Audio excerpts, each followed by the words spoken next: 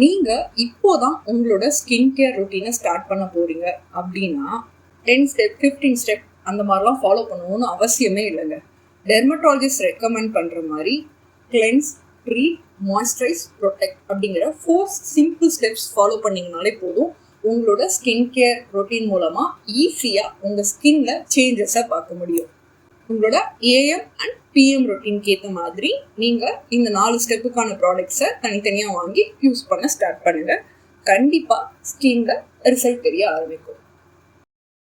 உங்கள் ஸ்கின்ல தேவையான அளவு ஆயில் செக்ரீட் ஆகலை அப்படின்னா அதை தான் நம்ம ட்ரை ஸ்கின்னாக சொல்கிறோம்.